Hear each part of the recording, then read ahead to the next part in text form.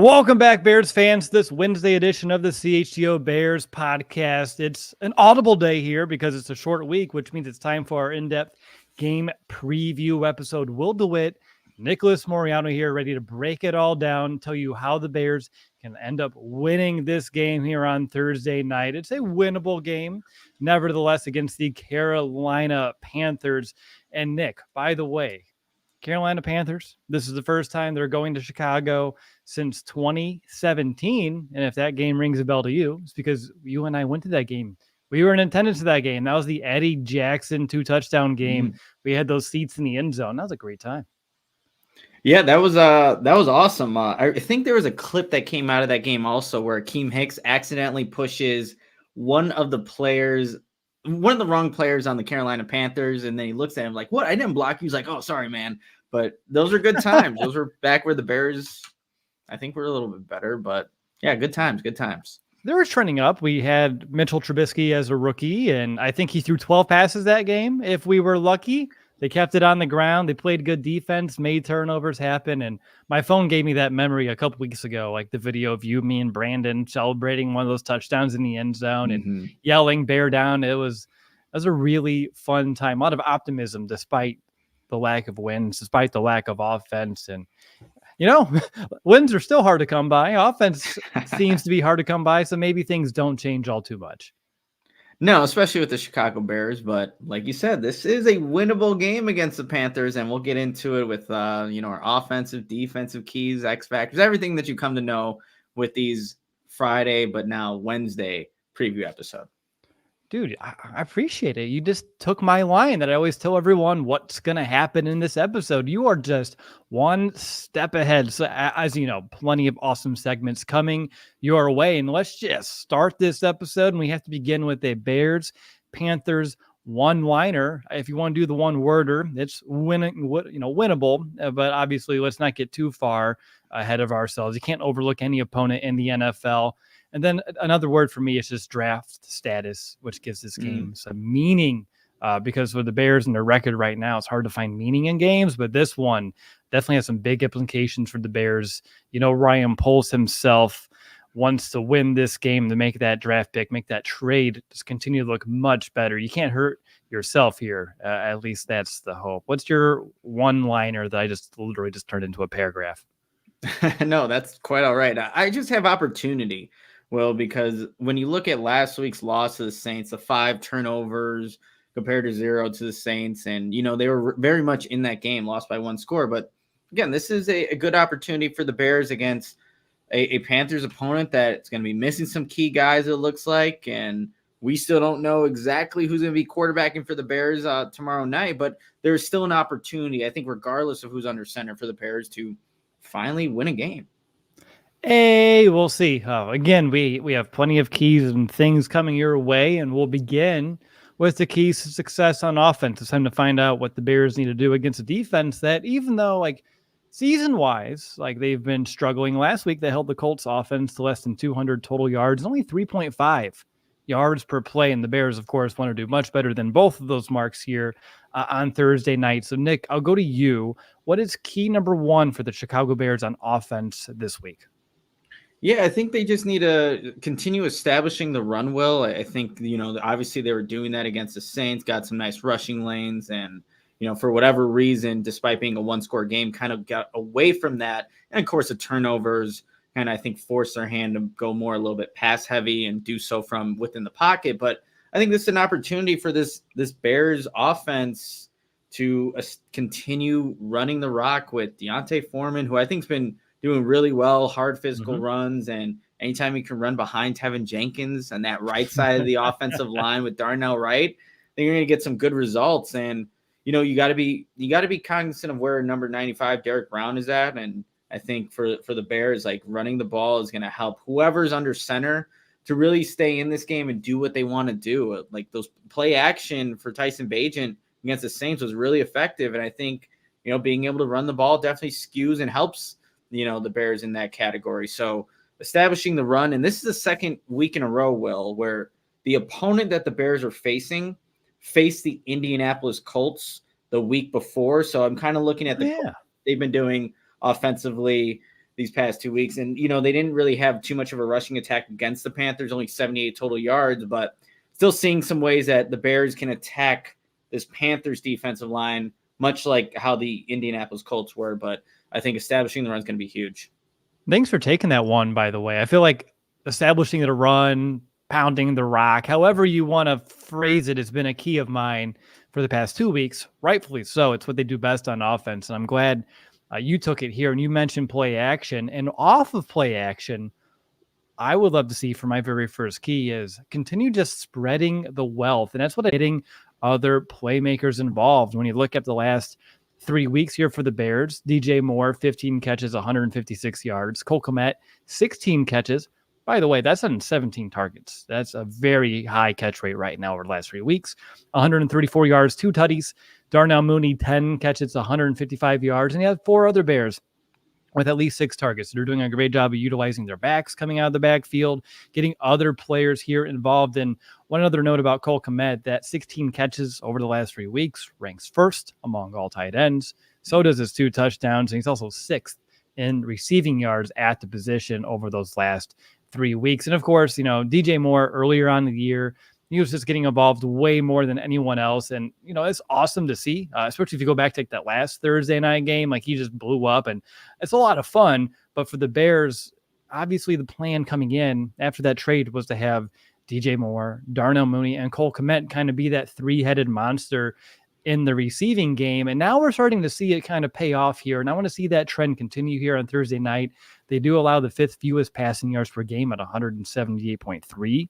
The Panthers do, but I still believe if done right, the Bears can still get good performances from all of their guys that I mentioned.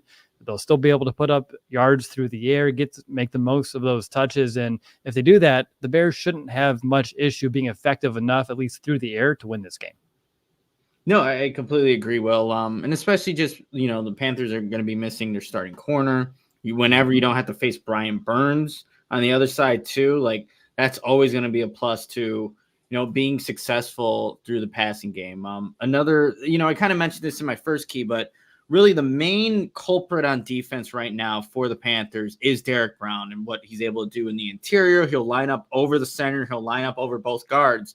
So really, I'm really looking forward to the matchup between him and Tevin Jenkins, because I think that could be an absolute just mauler type battle in the trenches there. So I'm really looking forward to seeing those guys battle it out. But this is a guy that he only has 1 sack on the season, but he also has 8 hurries, 4 QB hits, 13 total pressures, and he was making a lot of plays in the backfield against the Indianapolis Colts just a week ago. So that's going to be someone that can wreck what you want to do offensively. So if the Bears are, highlighting him as a main guy to kind of block on a down-to-down basis, you got to make sure that, one, you're able to stay in front of him. And if he's going against like a guy like Cody Whitehair or Lucas Patrick, that's where the complications, I think, can come out from this game. But if he's on Tevin Jenkins, like the way he's been playing the right guard position, I mean, I would have to see who's playing better on the interior right now, because Tevin Jenkins is doing everything you want to see out of the interior offensive lineman. And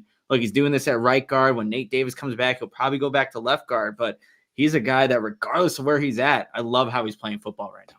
Man, I just hope Tevin continues to stay healthy, because like you said, he is and has been such a bright spot for this Bears team, for this Bears offensive line, and really just being the player that when the Bears drafted him, Nick, this is what we expected out of Tevin Jenkins. And of course, injuries have played a part of not getting to see this as consistently as we would like, but as long as he's healthy and out there, big time difference maker for the Bears.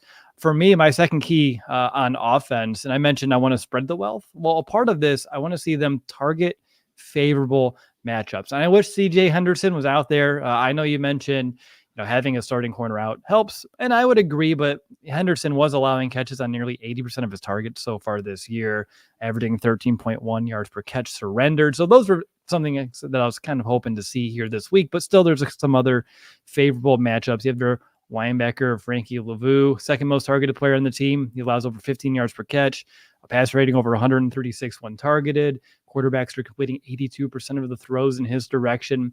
He's also missed 7 tackles after catches this year. So I feel like this is a great matchup if you can get Cole Kmet here on this linebacker to really continue Cole's ascension, being one of the top tight ends in the league. with the big game here on Thursday night. And then you also have cornerback Dante Jackson. He allows the highest pass rating on the team of 136.3, allowing catches on 76% of those targets and 2 touchdowns this year to only 1 actually forced incompletion pass breakup. And really, the one player that I would say avoid if you can, just would be Troy Hill in the slot. He has less than 100 total yards allowed this season, a passer rating of only 58.4 when targeted, which is the 4th best mark among all corners who play in the slot this year. So he's been really stout there for the Panthers, and the Bears to just, be wise to not pick on Troy Hill, or at least try to go elsewhere. That's a good idea. Go elsewhere, and I think the Bears will have favorable matchups on the outsides. And my last key on offense, and we've seen this as a trend the last 2 weeks, I think now, Will, where DJ Moore is just not being targeted as much in the second half as he is in the first half. And I believe it was 2 targets in the second half, if I'm not mistaken, against the Saints. So that obviously, look, when you have the turnovers and your drives are being stalled because of those turnovers, I get it. Like, you're not going to have the targets that you would like to see, but that's a guy that it doesn't matter at what point in the game you're in, you have to target number 2. He's that good of a player. He's that good of a route runner, guy that can separate and just makes it easier on, whoever's playing quarterback. And I just think that, obviously you said one of your keys, spread the wealth, which they definitely need to do. But when you have those favorable matchups, Justin Fields, Tyson Bagent, look to 2. You got to see if that's, especially if that's what it's in the progression of the play. He's your number 1, and if he's not there, you can then move to Mooney, who finally had a breakout game last week. But I just need to continue seeing the targets for DJ Moore throughout a game, and I feel like if you do that offensively, you're doing the right thing. Like, I don't think anyone will fault the Bears for trying to target DJ Moore in the second half. So let's see more of that. And we know what happened the last time the Bears played on Thursday Night Football and what DJ Moore can do throughout an entirety of a game. He can take over and be that number 1 threat.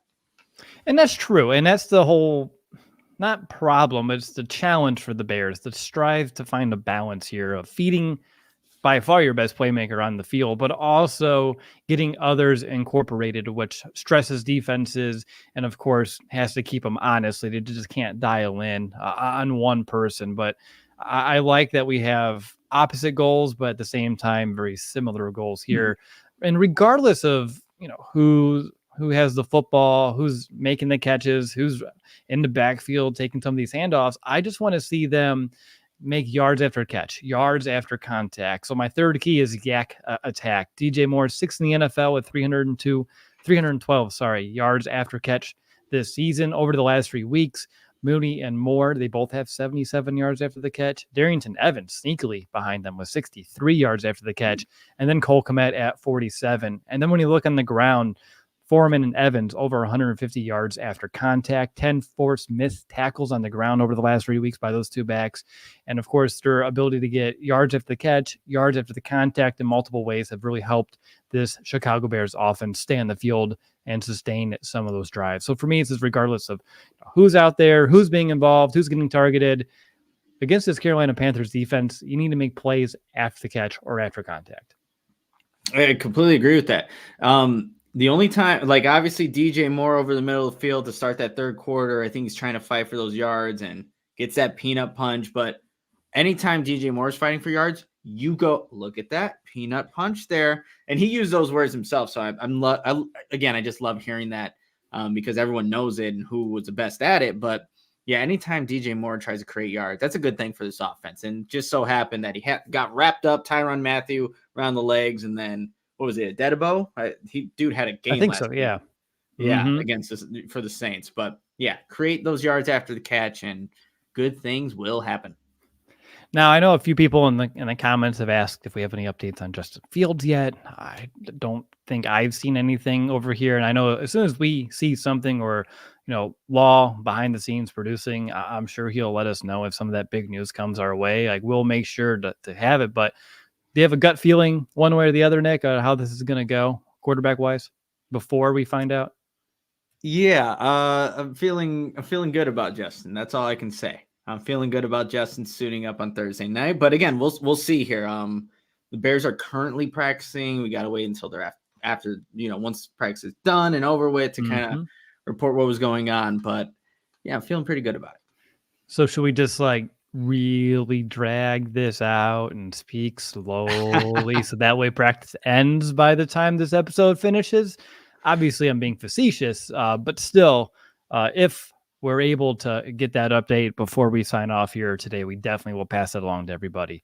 Regardless, though, it's interesting that you'll have like, depending on who's under center, like just the different narratives and storylines and how this can go. Because as much as I think most, I'm not going to say most Bears fans are ready for Justin Fields to return, Tyson Bagent versus Bryce Young would just be an interesting battle. You have the guy that was drafted first overall versus an undrafted Division II quarterback. So just seeing like that battle in itself would be interesting just to have that. But at the same time, I want to see number one on the field. I want to see him back in this offense just because we got to continue to, have him out there and figure out what it is for our future.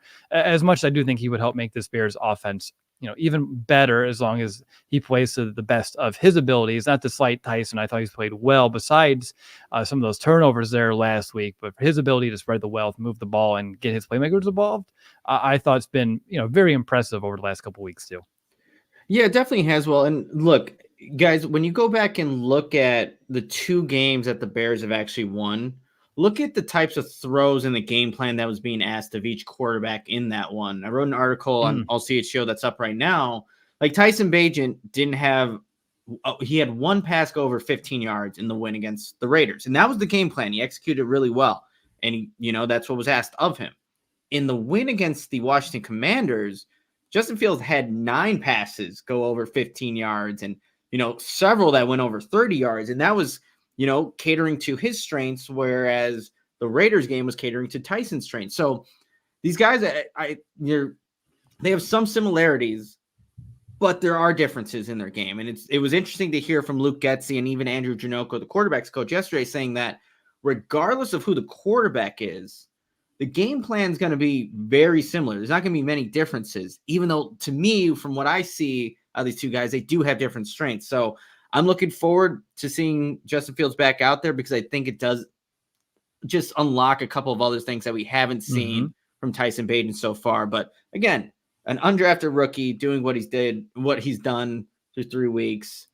I think that it should be viewed as a win. But I think for fans, it's like, oh, it's a Fields versus Bagent conversation. It doesn't have to be that. But, for an undrafted rookie to do what he's done, like, I think you should definitely find that as a positive. Absolutely. I just would find it, I think comical is the right word. If, say, Tyson ends up playing tomorrow night and can beat the Panthers, so you trade away the first overall pick, the Panthers move up, that you take Young first overall, and then the Bears come back and can beat you with a quarterback that they didn't even draft, that didn't even play Division I football. Like that would be a great, full circle sort of a deal, at least from me and my perspective, from the Bears fan perspective of, we didn't need that first pick. We got DJ Moore and he helped us beat you with a quarterback that, we didn't have to use that first overall selection for. I wonder if the Panthers are having buyer's remorse and maybe should have taken CJ Stroud. I don't know. I mean, he's been looking really good in Houston. You got it's been impressive what he's actually done. Just breaking the rookie record for passing last week. He's looked really good. And obviously the Carolina Panthers, Bryce Young, have had their struggles up to now. And I will say that we can sympathize with that a little bit here in Chicago, taking a quarterback and then watching other quarterbacks that were drafted later outshine your quarterback. Like we've seen that. We know how that feels. Let's go watch the Chiefs play a game. It still hurts sometimes just knowing that we had that opportunity. But regardless, let's call a timeout here real quick, Nick. And then on the flip side of this, we'll switch over to the Chicago Bears defense. But first, I want to let you know this message from Circa Sportsbook, because Circa Sportsbook, they have those tight money line splits, that low hold model games. They strive to have it a -110 split on the Circa Sports menu, unlike the other sportsbook, which may use like a -115 or a -120. Circa Sports keeps as little money as possible on large market bets like futures, golf tournaments, and especially when you compare them to those other books. And Circa Sports does not limit players based on their winnings. Every player has the same limits, unlike those other books that do start limit those winning players. So they encourage those bettors, hey, you know what? Go look at all the other sports betting apps available, but you'll see why Circa is, the premium app and why you should be leaning in their direction. Circa's customer service, of course, is another great benefit. They have real people behind the Circa Sports brand who resolve issues in a timely fashion. Unlike other books, use those chatbots. Getting to talk to a real person really just makes that experience, if needed, so much better. And really just all aspects of the app, they're being run by the same team that runs the main Circa Sportsbook at Circa Resort and Casino in Las Vegas. So download the Circa Sports Illinois app at circasports.com/Illinois-app. That's circasports.com/Illinois-app to sign up today. Also be on the lookout for Circa events, watch parties, and tailgates. And if you or someone you know may have a problem with gambling, call 1-800-GAMBLER, text GAMB to 833-234, or visit areyoureallywinning.com. Yeah, everyone's got to go check out Circa Sportsbook, download that app. But you also, while you're on your phone downloading Circa, you got to download the Game Time app. And, with Blackhawks season in full swing, you also have the Bulls right now. I know my girlfriend and I were looking at Bulls tickets, and first place I went to was the Game Time app to see exactly what was, being offered at what price and where we could sit, because, Game Time, it makes buying tickets, stress-free, and Game Time is a fast and easy way to buy tickets for all the sports, music, comedy, and theater near you, with killer deals on last-minute tickets and the best price guarantee. You can stop stressing over the ticket and start getting hyped for all the fun you're going to have at whatever event you're going to go to. And here's some things that I just like about the Game Time app. You have those flash deals and last-minute tickets, easy to find and buy tickets for every kind of event in your area. And then they show the images of the seat, which is always helpful. And you have the lowest price guarantee, event cancellation protection, all these good incentives with Game Time, and especially if you download that app, so you can forget about planning months in advance. Game Time has deals on tickets right up to the day of the event. Get exclusive flash deals on tickets for football, like I said, basketball, hockey, whatever you're looking into, Game Time's going to have it for you. And the Game Time guarantee means you'll always get the best price. If you find tickets in the same section and row for less, hey, Game Time will credit you 110% of the difference. And so you can take the guesswork out of buying tickets with Game Time. Download the Game Time app, create an account, and use the code CHGO for $20 off your first purchase. Terms apply. Again, create an account and redeem code CHGO for $20 off. Download Game Time today. Last minute tickets, lowest price guaranteed. Awesome stuff there, Nick. While we're getting into these defensive keys, I guess Rob's in the chat telling everyone, hey, hit the like button. Apparently the likes are just way too low for this episode right now. So everyone knows I don't like to harp on the likes, but they're very important to us. So definitely smash it, as the kids would say. We really want to get those likes up throughout the entire episode. Thank you so much. But let's get over to those defensive keys, and I'll go ahead and start with my first key for the Bears on defense, which is to feast and force mistakes. When you have a young quarterback, I guess both literally and figuratively, or literally and literally, last name's Young, he's also young, playing quarterback, you want to play with like a little bit of a chip on your shoulder. The Bears need to be firing at all cylinders. Try to make things uncomfortable for Bryce Young, who's coming off 2 pick sixes last week against the Indianapolis Colts. We know that the Bears go back just a few weeks ago against the Raiders, right? And Hoyer, we made them have a few mistakes. Jalen Johnson had that pick six, and just look at the outcome that the Bears were able to come away with there. A nice win against the Raiders. Obviously finding a pass rush would be really just great in general, but also pretty good here this week. Young's passer rating went under pressure this season is only 43.3, as you expect any young quarterback under pressure to fare. That is the second lowest, though, in the league, only behind Daniel Jones. On the season, the Panthers allowed the 7th most pressures, and they're only 2 picks away from the league most. So the Bears have an offense they're going up against that's prone to giving up pressures, prone to making mistakes, and the Bears need to find a way to make that happen here this week. Their right tackle, Taylor Moton, he has a team-high 30 pressures allowed. Can the Bears get to Young, force them into hurried throws, take advantage? Can Montez Sweat make a big impact here this week? Not a lot of plays in the backfield for him a week ago in his Bears debut. I figured it would take a little bit, but now with another week here to get acclimated, we all know what kind of player we expect him to be here in Chicago, and hopefully this week the Bears can get that done. The Panthers have allowed 29 sacks this season, which is the 5th most as well. And Bryce Young has average depth of target is only 6.6 yards down the field. That's tied for the lowest in the entire league. So that ball's going to come out quick. He tends not to go too far down the field. He's not going to push it. So the Bears can also, if you're going to play that cloud coverage, maybe you step up a few yards there too, to kind of be a little bit closer to those potential wide receivers. But just for me, Nick, I want to see the Bears play with an attitude and try their best to force some mistakes. No, I like that a lot. Well, I always remember, it's so weird, but it was Carson Wentz. He was making his rookie date, or again, he was going to face the Bears in his rookie season. And I think maybe we were previewing this game at one point.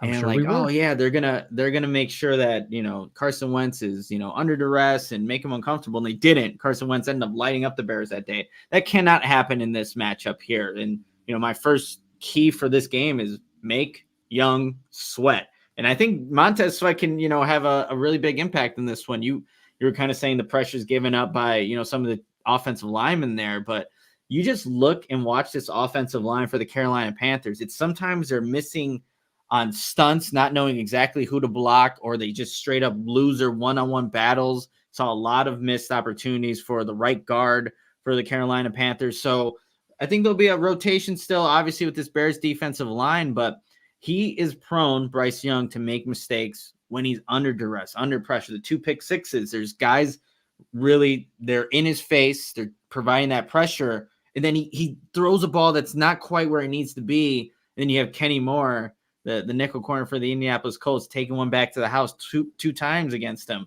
So I think that's going to be a really big key in this one. You don't even have to get to Bryce Young. Make him uncomfortable. He's going to be quick with his feet. I think just throw a little bit inaccurate when obviously he's a very accurate quarterback. But if you could do that, like that's going to give this Bears defense some opportunities. And look, quite frankly, they did not do a good job enough against the Saints last week, where the turnover margin battle was 5-0. Look, Derek Carr was able to do what he wanted to do. Didn't have to throw the ball deep, but he was able to get the ball out to his playmakers underneath a lot. And, obviously the Saints won that game. So make Young sweat is my first key. And that's everybody involved on the defensive line. If you want to send your linebackers, like, do that. And I think if you are able to consistently create pressure, which the Bears have struggled with this season, you're going to have a really good opportunity to win this game. When you're watching the Panthers and Young and he is pressured, like, is the lack of size also just an issue for him right now? Because obviously being a little shorter, like once guys are getting closer to you, if that pocket's getting pushed closer to your face, it's going to take away some of that line of vision.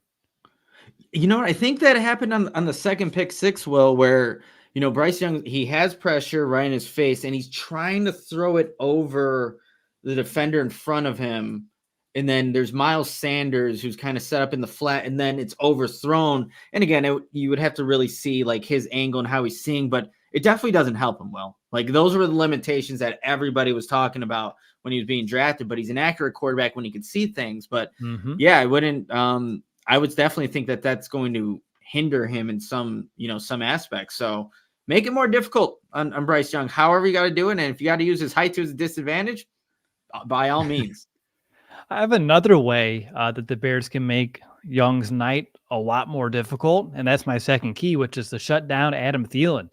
Right now, the Panthers are just going through one man, and that's Adam Thielen. Oh, I mean, we know him very well from all of his time in Minnesota. Like, we've talked about him a lot in these podcasts, previewing these games, and just, he's been pretty damn good for quite some time now in the league. But just this season, he has 40 more targets than any other Panther. But he's also just been widely efficient. He's catching 82% of those targets. He's 62 of 76, 4 touchdown catches. They also lead the team. Passer rating of 117 when thrown to, which is another very impressive number.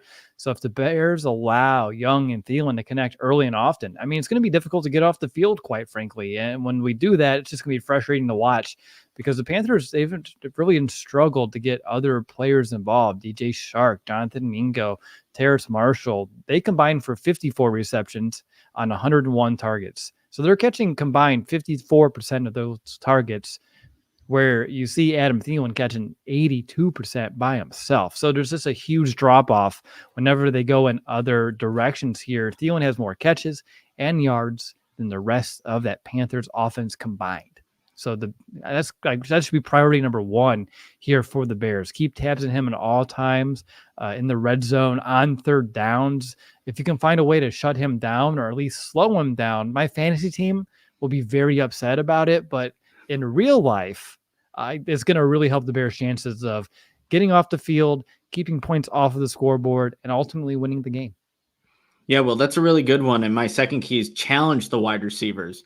And I wonder if this is a matchup, and I doubt it, where you see Jalen Johnson almost shadow a guy like Adam Thielen, because you see the discrepancy in targets, the touchdowns. He has 4. Next guy is DJ Chark with 3, and he's doubtful for this game on Thursday night. So I wonder, what ends up happening there. But because Thielen, they'll put him in the slot, they'll put him outside, they'll put him on both sides of the field.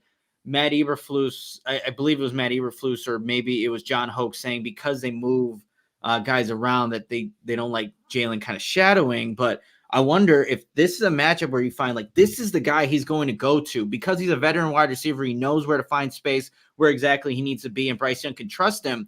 Do you just take that away and put Jalen Johnson on him? Because I think Tyreek Stevenson, he's been going through his struggles as of late, and he was not even playing at the back half of the Saints game. So maybe this is an opportunity, but if I'm looking at it, come Thursday night, I doubt they do it. But man, that would be a best way to kind of just stop what their best offensive threat is right now at the wide receiver position. But I think in general, when these guys have clean releases and are able to get into their route and be on time, regardless of who the wide receiver is, I'm never a fan of that. I want to see these Bears corners, these Bears DBs, linebackers even challenge some of these guys off the line of scrimmage, even if it's just a little shove to throw the timing off, because that's where Bryce Young's at his best, where the timing's perfect. He knows where you're going to be, and bam, he can deliver the throw. Let's see if he can disrupt that a little bit. And if you can do that, I think, again, defensively, you're going to set yourself in a spot to get off the field and then make maybe some turnovers off of that. But challenge the wide receivers, and if Jalen can shadow Thielen, I want to see it. Well, I have a few things I'm going to add on top of yours. One, I don't expect Jalen Johnson to do shadowing. I'll explain more later on in this episode. I don't want to get too far ahead of myself on that one, but I just want to say I'm going to circle it and we're going to come back to it. And then I just want to say, like, you were hitting on my point a little bit too, of like pressing up a little bit. And because the average up the target, 6.6 yards, as I mentioned, they're going to try to get the ball out quick, take away the dinks, take away those dunks, force them to beat you over the top, which these receivers outside of Adam Thielen have struggled mightily all year.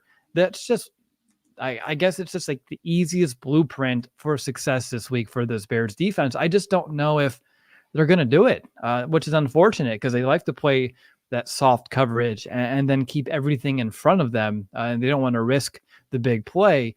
And when you're playing, maybe, they play that cover two, they play more of that cloud style, but maybe it's time to play a little bit more harder in the flat out there too. And, stay a little bit lower and make your splits a little bit shorter out there. So that way they don't have such easy windows over there. And we'll see how it goes. But I just like that we're on the same wavelength when it comes to that key. And my final one for this Bears defense is just really nothing easy, especially on third down. And that Bears third down defense, it was back to those frustrating ways last week, allowing 50% of third downs to be converted, but still ranked dead last on the season too, overall on third down. And the Panthers just on offense, very middle of the road, 16th, only a conversion rate of 40%. So the Bears, whatever you got to do, just don't allow them to convert easily on third downs. Have sound pass coverage. If it's third and medium, play up a little bit, as we just mentioned. If it's third and short, have proper run fits, whether it's Chuba Hubbard or Miles Sanders, but allowing those easy conversions and allowing the Panthers to stay on the field and get into scoring position often, it's just a surefire way of losing this game. I mean, this Panthers offense, 17 points per game, something like that, 18 points per game. They haven't been able to score too much here this season. Don't make it easier for them like it has been all season. They've been struggling. Don't make it easy for them on third down. Give them confidence. And if you do that here on Thursday night, I think that's going to put you in a very disadvantageous position. So for me and for the Bears on defense on third down, nothing easy at all. Yeah, and look, the first half of the Saints, they were struggling, Will, third and long to get off the field. And they helped themselves in the second half a little bit with that, but they definitely just need to be overall better on third down. My third and last key defensively is simply just create turnovers. However you got to do it. Look at the 2 wins the Bears have this season. What was the common denominator there on defense? Turnovers, whether it was interceptions, forced fumbles. They won the turnover battle. And this is a team, just last week, the Carolina Panthers, 3 interceptions, 2 being pick sixes. Like, you need to find ways to put yourself just even in those situations. Like, I want to see guys punching after the football. You want to see guys be aggressive defensively. Because, look, the Carolina Panthers overall haven't turned over the ball a lot this season. And, last week was not an anomaly, but it definitely skews the numbers a little bit because it's one game with all those turnovers. But it's still a young quarterback. And I know he's a number 1 overall pick. But they're all, rookie quarterback's a rookie quarterback. We just saw what Tyson Bagent has been through the past 2 games, turning the ball over. It can happen. So the Bears, they want to win this game. It starts with winning the turnover battle. And if they could do that, again, I don't know how many times I'm going to say this. You're going to put yourself in a very good chance to win this game because the Carolina Panthers here. This is not obviously a very good football team. They've only won 1 game for a reason. And whoever wins a turnover battle between 2 bad teams right now, I can guarantee you they're probably going to win that game. Yeah. And on the other side of it, I know we didn't mention it as like a key, but take care of the football. Don't turn it over 4 or 5 times like we saw last week, whether it be throwing interceptions or fumbling the football. You got to take care of that thing. And ball security was a key of mine last week. And even though I didn't expect them to lose it like that, like I was like, oh yeah, like a turnover or 2 could be enough to like sway the difference really in any game. But I did not see 5 turnovers for that Bears offense coming. So I like it. Defense needs to go back to my first key, force mistakes. And then for your final key, capitalize by actually creating some of those takeaways there for defense. All right, so that's going to do it for our keys of the game on both sides of the ball. On the flip side of this next break, we're going to give you our X Factor, tell you who has the edge. But first, I'll go right back to Nick, who has a message from Goose. Yeah, Goose Island, as everyone knows, CHGO is supported by the good old Goose Island Beer Company, Chicago's beers since 1988. And they have a fantastic beer roster. They have the Oktoberfest, which I had a couple of weeks ago. Fantastic. The Beer Hug family, the 312 Wheat Ale, the Full Pocket Pills, the everyday beer, what the brewers are drinking. For people who have been drinking their Goose Island, put in the chat what's been your favorite beer so far. Can't go wrong with anything that you choose now.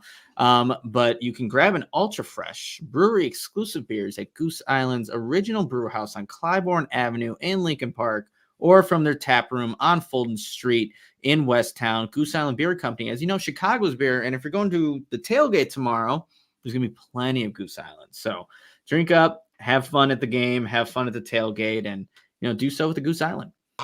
There you go. And hey, if you're going to go this tailgate and you haven't got your tickets yet, you may as well join our Die Hard membership on our website, because that'll give you 20% off all of our events, including our final tailgate of the season. Definitely come check out all the details. Here we have the link in the description. It's also on our website. And we're doing our final X Golf certificate giveaway here, a $200 gift certificate to any Chicagoland location of X Golf. And you can find the nearest X Golf at playxgolf.com/Chicagoland. But there's just so many great benefits of joining and becoming a diehard. 20% off. I mentioned events. You get it off merch as well, including we just dropped some brand new CHGO hats, and everyone knows, hey, Will loves to wear his hat. So you better believe I snagged one immediately after those dropped here yesterday. Can't wait for it to come in so I can wear those on the show, Lawrence. And then on top of that, you can get, if we ever run sales, you get an additional 20% off of those sales in addition. And of course, you unlock all of our premium written content on our website, including Adam Hogue's Bears Things. Carm comes out with his game grades, a lot of great stuff there on the website. But definitely, if you want to help support us and keeping us, allowing us to continue living our dreams and getting to do this, a big reason that we get to is by all of the support that we get from our diehards. So definitely go to allcgo.com/diehard. Sign up here today. It has all the other benefits that maybe I've overlooked here, but definitely check it out. We love to have you, and I can't wait to welcome you in. Boom. All right. CHGO Bears Podcast. Will DeWitt, Nicholas Moreano. It's our Bears Panthers game preview episode. We already gave you the keys to success on both sides of the ball. And now it's time for our weekly X Factors. And Nick, I'll go to you, man. What's your X Factor here for this matchup? Yeah, I'm going to give all credit to Mark Potash for my X factor for this Okay. matchup between the Bears and Panthers. He had a great tweet. The Bears have been outscored 62-25 in the third quarter this season, the worst differential, minus 37 in the NFL. The only Oof. touchdown that the Panthers scored against the Colts last week happened on the first drive of the third quarter. Credit to the Panthers defense that forced a punt on the Colts' first offensive possession. But that is where games can swing easily for, the Bears or whoever the opponent that they're playing. So they need to be better coming out of halftime. And we know adjustments for this team are not, a strength right now for this coaching staff and, the team overall. So the Bears need to be better in the third quarter. It doesn't matter how well they play in the first half. It's the adjustments they make going into halftime, then ultimately coming out in the third quarter. So the X factor, the third quarter, let's see what the Bears can do and see if, again, they can hold down this Panthers offense or defense, whatever it looks like. They need to be better in the third quarter. I mean, I would take better in every single quarter, but if you're going to look at a specific matchup here, then yes, the third quarter. And that disparity, I mean, it just shows you the lack of adjustments or being out adjusted at halftime on really both sides of the ball, because you're failing to score on offense, but then your defense is letting up all those points. And if you want to get yourself in a position to win this game in the fourth quarter, I mean, the one right before the third coming around the half, I think is very important. So I like that one. It's unique, and I appreciate Mark for coming up with those that split, sharing it, and then you bring it on the show, because I didn't know. I felt it like watching these games this season. Like I felt like, yes, there's a disparity there after halftime. I didn't know it was that egregious, and that's alarming. So that needs to get cleaned up. Really great X factor there, Nick. Mine, I'm going to give it to a player here this week, and it's going to be Kyler Gordon. Why? Well, you mentioned Adam Thielen, and will the Bears have Jalen Johnson? Maybe they'll shadow him. And if they do, I'm not opposed to it. But the reason why I don't expect it is that this season, Jalen Johnson has only played 6 total snaps in the slot. Like, he just doesn't usually line up there. But what a surprise I think that would be if the Bears did go that route. But again, since I won't expect it, we'll go to Kyler Gordon, who's been the nickel corner here for the Chicago Bears. Adam Thielen, 70% of his targets this year have come from the slot. His 53 slot targets, his 43 catches from the slot, his 4 touchdowns from the slot, all lead the NFL. And he has 400 receiving yards from his slot. That's second in the league, only behind CeeDee Lamb, who's just been tearing apart the league over the last couple of weeks here too. Looking at the last 3 weeks, Kyler Gordon has allowed 11 catches, 83 yards, 1 touchdown, 1 targeted, pass rating of about 120. So I expect the Panthers, like they have all year long, target Adam Thielen early and often. That's just how they've been operating this season. And Kyler Gordon, if he ends up, still remaining in the slot and they don't do this shadowing thing, then he's just going to have to play very well here in this matchup. And this is pivotal to literally every key that you and I laid out, Nick. If Kyler Gordon doesn't do his job in the slot, I mean, it's just none of those keys on defense are going to be able to be adhered to. He's going to be targeted on third down. He's going to be heavily favored if the Panthers make it down into the red zone. And he's just going to have to cover their best player, plain and simple. There's a reason why the Bears trust Kyler Gordon, why they have faith in Kyler Gordon, why they drafted him, why they decided to put him here in the slot, where a lot of the better receivers in the league are now playing more often. So for me, Kyler Gordon, this Bears defense, really this game could be, made or broken by Kyler Gordon's play here and this matchup against Adam Thielen. That's a great matchup, Will. And I think when you look at Adam Thielen's game, he still obviously can create separations, really crafty. He definitely doesn't have the speed that Gordon has. And I think you watch Gordon, he did give up a touchdown last week to Chris Olave, but you're watching him in that route. He's moving his hips, backpedaling. There's no pass rush on that play, and he gives us a touchdown. But if, I trust Kyler Gordon to be that guy that can make things difficult for Adam Thielen. So it's a really good matchup. I'm glad you brought it up. Awesome. Let's find out who has the edge here up next. Nick, it's over to you, man. Bears pass attack versus that Panthers pass defense with quarterback to be determined still. I did check right during that last break just to see if I can help you out. Nothing yet. Yeah, I have Twitter opened up here on my monitor that's in front of me. But you know what? I think the Bears passing attack will still get the edge regardless if it's Fields or Tyson Bagent. Again, the game plan is going to be similar for whoever the quarterback is. So I like what they're able to do in this one. And you don't have to worry about Brian Burns in this matchup, that elite pass rusher. As long as you get Derek Brown kind of solidified there, I like what the Bears can do with their playmakers on the outside. I think there's going to be more of an emphasis to get DJ Moore involved in this one. So I'm going to give the edge to the Bears in this one. All right. That slightly surprises me, but I like your optimism without question. I have the Bears rushing attack versus that Panthers run defense, and I'm going with the Bears on this one. The Panthers allow 132 yards per game on the ground, which is the 5th most in the NFL. The Bears, as we talk about every single week, very good at rushing the football, currently the 4th best in the NFL. Foreman last week averaged over 4 yards per carry, 20 carries for 83 yards. And I just feel like the Bears, especially on that right side, as you mentioned, should be able to run that ball very efficiently and effectively, which should allow them to stay on schedule, sustain drives. And of course, they just need to take care of that football as opposed to last week. And hey, whether it's Justin Fields back there, whether it's Bagent, who showed he can have some wheels of his own and run last week too. Obviously, I think Foreman's been playing very well. I know Khalil Herbert's been designated to return from IR. And for Foreman, who started off this season, behind Herbert on the depth chart, behind Roschon Johnson on the depth chart, I feel like this is a great game for him to remind the Bears coaches, Bears fans, why he should remain out there on the field and why he should be maybe considered still RB1 in Chicago. But I'm going to give this one to the Bears. I want to see a lot of D'Onta Foreman here on Thursday night. I completely agree. He's been playing really well, and that's just what D'Onta Foreman does, though, Will. Like, he backs up whoever's a starting running back, gets his opportunity, it doesn't look back. So good for D'Onta Foreman making the most out of his opportunity.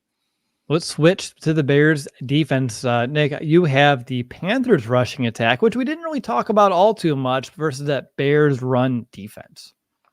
Yeah, and Hubbard's the guy that really leads that room right now, Will. He has 328 yards on the season, 2 touchdowns. And, the way this Bears defense has been playing the run, I'm going to give this advantage to this Bears defense. I think they'll be able to contain whoever's really running the rock for the Carolina Panthers. So, and I think ideally the Panthers are going to want to utilize it, stick with it in this game. And I think they will, because I don't think this game's going to get out of hand at any point. But they'll be able to still run the rock, but not effectively. So I'm going to give this matchup also to the Chicago Bears. There you go. And that Bears run defense has been very good. Regardless of for the past almost 2 months now, maybe 6 weeks, but they've been playing well. So let's continue to give them that praise. Now if they can just find a pass rush, now we're talking. I got that Panthers pass attack versus that Bears pass defense, and I'm gonna give it to the Bears. I think they'll do just enough to give it the edge. It really just going to depend on that matchup with Adam Thielen. I feel like that's the big one. We mentioned it a few times. I'm not going to give you any of the numbers again, but whether or not they can slow him down, stop him, maybe find a bit of a pass rush, force some of those mistakes out of that rookie quarterback. I feel like you can do that, and they will to a degree. So I'll give it to the Bears here. But if another one of those receivers for Carolina ends up having like a huge game, then I feel like the Bears will, they're very much at fault, because the Panthers have really struggled to get anyone else acclimated so far on their offense, which goes all the way down for the Bears, which is a clean sweep, which, if memory serves me correctly, the only other time that's happened this year was entering that week 1 game against the Packers, where we got way too far ahead of ourselves heading into that matchup. But hopefully different results here this time after having a clean sweep. Yeah, look, it was optimistic. It was week 1, Bears Packers. It was supposed to be expectations, and obviously that hasn't happened. But we also haven't, again, given it all the advantages to the Bears. So let's hope that the same result at the end of this game doesn't happen too. All right, we have one more timeout that we're going to take. We have to burn all 3. And then on the flip side, we're going to make some predictions, MVB, bold predictions. Maybe we'll play some over-unders, and then we'll sign off. But first, we're going to go over to Nick, who has a message. I think you got FOCO, which I love FOCO. So tell me why you love FOCO. Yeah, because you can get fitted out in the best sports gear around, Will. And, you can get your hoodies, your shoes, your signs, your bobbleheads, literally everything in between. And look, it's basketball, hockey season. So you can get all the gear that you need that's necessary to go to a game, look good. And people are like, oh man, you must have got that from FOCO. Well, Yeah, no doubt, because you get, again, that best sports gear around. And if you ever watch our shows when we're live from our awesome set, you would know that FOCO has donated a few of the awesome pieces for our sets. So go show them some love. And you can do that by going to FOCO.com, or again, click the link in the description below for all non-presale items. Just use that promo code CHGO for 10% off. All right, let's get into the final portion of this episode. Let's make some predictions, and let's begin with our weekly Bears bold predictions. I'm excited to see what you have here, Nick, because for me, I have a 2-touchdown day for D'Onta Foreman as my bold prediction, which isn't like overly bold. He's done it before within the last month, but coming up against this Panthers defense on a short week with, of course, Khalil Herbert. I don't think he returns this week, but like I said, he's knocking on the door again. I expect big things from D'Onta Foreman, so I'm going to go with the Bears offense here this week, and I'll give them a multi-touchdown game. I'll actually say, to make it more bold touchdowns happen in the third quarter, just to go back to your X factor and really make things spicy.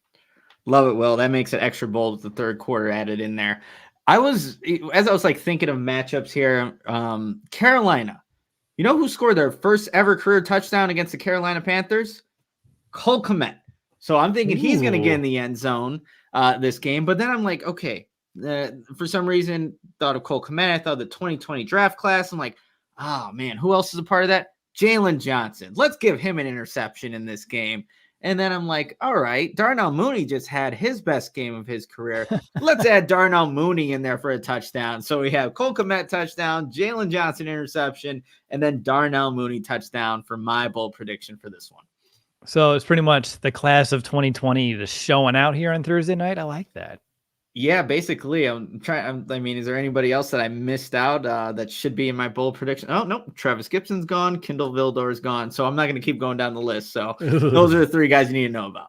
Yeah, thanks. Thanks for that. I appreciate it. Let's play some over-under before we do these game picks here real quick. So the game line as of right now for the total is 39 points. Would you take the over or under on that? That's I don't think I'd touch it. I wouldn't touch it. But I'll say it actually goes over that 39. Yeah. Now, as I told you before we went live, that I missed my same game parlay for the Bears last week. I had Cole Kmet scoring at least a touchdown. I had the Bears holding Alvin Kamara, I think it was like under 57 or something yards like that. I had the Bears beating the spread, so I had them at plus 9.5. And then on top of that, I had the game's going to go over 42, and the total was 41 points. So I'm like, I don't trust the over or under on these Bears games anymore. I think before then, the Bears hitting the over like 6 times already so far this season. So I was like, oh, yeah, we got this. And if they just would have scored one more time in the fourth quarter instead of turning that ball over, I would have had a nice little payday there. But I digress. Bryce Young, his line for touchdown passes is 1.5. Over or under 1.5? That means yeah, no, I'm not touching that. I'm going under the 1.5. Not touching it. And well, too, real quickly, like both teams missed field goals in that game too. So there were so many opportunities to get the over. Why'd you have to even remind me? I'd even take it to that level. I just kept watching them towards the end, like have chances to either chip into the lead or tie it. And I was like, cool, regardless, I got this. Get it. No, we're just going to keep throwing the ball over. Thanks. Too bad I didn't have like a whole parlay of just turnovers, but regardless, for passing yards for Bryce Young, 219.5. Over or under? I mean, that seems, I'm taking the under on that too. I don't think this is an offensive Thursday night games, guys. There's offensive explosion in Thursday night games. So I'm taking the under. All right, let's go receiving yards. Since we talked about him so much in this episode, Adam Thielen, his line is 72.5. Over or under that one? Man, 72. That's kind of a lot. I mean, that's the one guy. DJ Chark's not playing too. Maybe just because of the amount of targets he's probably going to get. So I guess I'll take the over on that one, actually. He'll have like 10 catches and average only like 7 yards a catch. And that'll be enough. But he's going to get thrown to a lot. So that makes sense here too. What about Cole Kmet? His line's 35.5. I feel like I'd take the over on that with how Cole's been playing. Yeah, let's take the over on Cole Kmet. Keep this streak going. Awesome. And that's all we got because they don't know who's playing quarterback for the Bears. So they're being very cautious with some of those lines here right now. I'm sure as this day goes on, those will change. So definitely keep checking out those and hope you enjoyed some over under. But let's find out, Nick, who's going to be the MVP when it's all said and done. Who do you think will be the most valuable Bear on Thursday night? I think the most valuable Bear is going to be the newest member of the Chicago Bears, and it's going to be Montez Sweat in this one. Oh, yeah. Well, I think when you look at like his game against the New Orleans Saints, obviously, just getting acclimated to this team, but still, he generated 4 pressures, which was a team high on only 25 pass rushes. And you look at this Carolina Panthers offensive line, there are opportunities there. I like his long arm and what he's able to do to create separation, the power that he can generate off of that. So I'm thinking Montez Sweat on a national stage could show. This time he's going to be on the winning end of it, because last Thursday night he got his ass whooped, and he mentioned that when I asked him about it. So this time he's going to show out and see what he can do. So Montez Sweat is going to be my MVP for this one. I hope so, man. I know. We invested so much in him financially, to the draft pick, and on top of that, so like we need it. And unfortunately for him, maybe it's not unfortunately because he has a hell of a bank account right now. But like the expectations are like immediate. It's like, okay, we paid you, we traded for you, it's time to go. And like the talent level that he's around isn't the same that it was in Washington. So there's more added pressure to be the guy here, but that's what we brought him in here to do. So I like the fact that you're already putting those expectations on him yourself by putting him as your MVP without, being more patient. I think the time is now. So I like that a lot. I'm going to go offense for my MVP. I'm sticking with Deontay Foreman. Obviously, I gave you the bold prediction. So if I expect that to be true, Foreman obviously would be the MVP. He has been the 4th most productive running back on the ground over the last 3 weeks with 206 yards. His 4.6 yards per carry in this span also ranks 3rd. He's also the 6th best running back after contact in this time span. He's been very good in his pass protection, helping out Tyson Bagent out there, being that extra blocker. So I expect the Bears to lean on Foreman here this week. Again, with Khalil Herbert designated to return, it's a great time to remind the coaches why he must remain a focal point of this Bears offense. And he's going up against the 5th worst run defense that allows a league high in rushing first down percentage. Almost 40% of opponents' first downs, Carolina's opponents, come on the ground. And they've also allowed the most rushing touchdowns this season, the Panthers have. So I'm going to say Deontay Foreman, man, at the end of the day. The stats back that up, Will. So good job by you there. So I like that a lot. And hey, if Justin Fields plays this game, that rushing touchdown, that can also be something that the Bears can maybe exploit in this one. Even though you gotta be cautious. You still got a thumb that's not quite there, but the opportunity presents itself. You take it.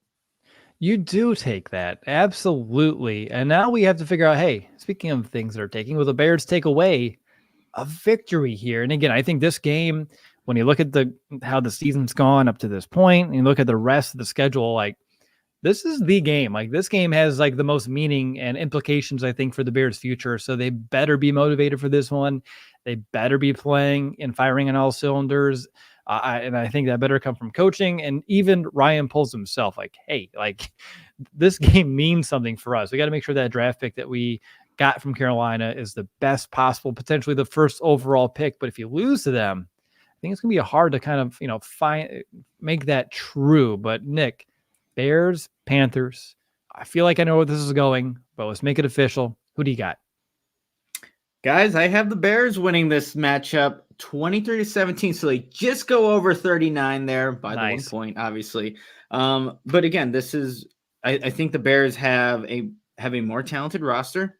I don't think we're going to see that large discrepancy in the turnover battle, 5-0, even the penalties. The penalties were 8-1 against the Saints last week. So I think the Bears just play a more clean brand of football and win this game against a Panthers team that's, again, struggling on offense. They've had their deficiencies on defense. They don't have their best defensive player in Brian Burns. So I'm taking the Bears in this one. Thursday Night Football, 23-17. I like it. I like it so much. I'm going to go Bears here too. I got 24-21, which is well above the line right now, if you're looking at the over on it, it's just one of those games where I just feel like the Bears defense is going to allow the Panthers to score a few times. And I know you had them scoring 3 times, one of them being a field goal. But I just don't trust the Bears red zone defense enough to say that's going to happen right now. And I just feel like the Bears are a more talented team. They should win this game. It just, like you said, just comes down to how clean of a game it's going to be. We didn't even mention penalties until you just did. And it's something that we mentioned a week ago, looking at that Chargers game, like, the discrepancy of penalties this season has just been alarming for the Bears, for a team that stresses situational smarts and not being penalized, and between turning the ball over, not being able to create takeaways, and then being penalized so much. It's just 3, I guess, just big, large obstacles in your way, in addition of finding a way to beat the opponent there in front of you. So I have the Bears winning here, regardless who's at quarterback. I expect them to really rely on that rushing game, which I know is a key of yours, Nick, but we gave them a clean sweep there for a reason at who has the edge. So I have the Bears winning as you. My confidence meter is at a 6.4. Nice. Well, I have mine at a 6.9. Nice. But the injury report just came out. So Tom Pelissero, Bears quarterback Justin Fields' right thumb, is doubtful for Thursday night with the Panthers. And he put another week of Tyson Bagent in his tweet there. But also out in this game is Nate Davis, Tremaine Edmonds, Terrell Smith, questionable, Josh Blackwell. You have a questionable with Khalil Herbert. And Equanimeous St. Brown is being questionable. And there are videos now circulating of Fields and Trace McSorley throwing at practice right now. But, doubtful for Justin Fields in that right thumb. But obviously it isn't official, but yeah, maybe, I guess, that's why we kept the episode like we did. Whatever quarterback is playing. I know I said I was feeling pretty good about it, but looks like we might be seeing Tyson again. Well, hey, you know what? We're still live. Do you want to change your pick or anything like that? Or are you good? You square? No, I'm still taking the Bears in this one. I think Tyson learns from those mistakes too. Like he was really down on himself with the turnovers that he had, not protecting the ball in the pocket, and he's a guy that I think will look at the tape, see where he can make those corrections, and be able to make that adjustment, even though it's a short time frame. So still sticking with the Bears, still sticking with 23-17. And I was just looking forward to Justin being out there, though. To be completely honest, I was looking forward for a little change of pace. But if it's Tyson Bagent, that's what the Bears got to roll with. Yep. I mean, not too much that we can do. At least you and I can't do anything to change it. But we'll see. I mean, they didn't roll them out. But doubtful, it's rare when someone who's listed as doubtful actually goes out there and plays, especially when it's just the day before on the short week. But we'll see. Regardless, I'm not changing mine. They're just like you. I saw this comment that came in a long time ago, actually, from Lions Guy, who says, I got to say, you guys at CHGO do a great job daily. I don't know how you find so much to talk about with a garbage team. We're getting there, and enjoy the podcast. At least, Nick, we reach more than just Bears fans here. At least other people enjoy the product. So I want to say thank you for enjoying this podcast and consuming a Bears podcast, even if you're a Lions fan. I couldn't do it the other way around. So I kudos to you. Yeah, appreciate the comment. I mean, look, I get it with NFC North teams keeping tabs on everybody else and, the division. So it makes sense. And I'm glad you're enjoying the content.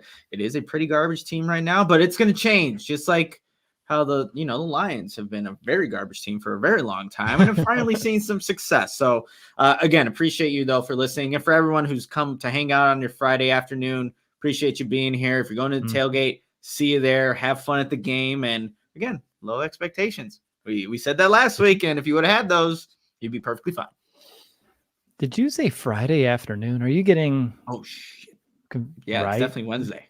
Definitely. It feels like Friday though. I after this, I'm like, oh yeah, like we're into our evening time. It's not Friday evening, it's only Wednesday, but we have a Thursday night game. But regardless, yes, thanks everyone for tuning in. I hope you enjoyed this game preview episode. Of course, we have a really big day tomorrow between our tailgates, and then we're going to be at Joe's on Wheat Street for post game with that big event going on over there too. And Nick will be over at Soldier Field for the game, and I can't wait to see all the amazing coverage from you guys. And have a great rest of your day. For everyone listening, enjoy all the content. And of course, for those going to the tailgate tomorrow, we'll see you there, and it'll be a really great time. But until then, bear down, Chicago. We all see silly like the mayor.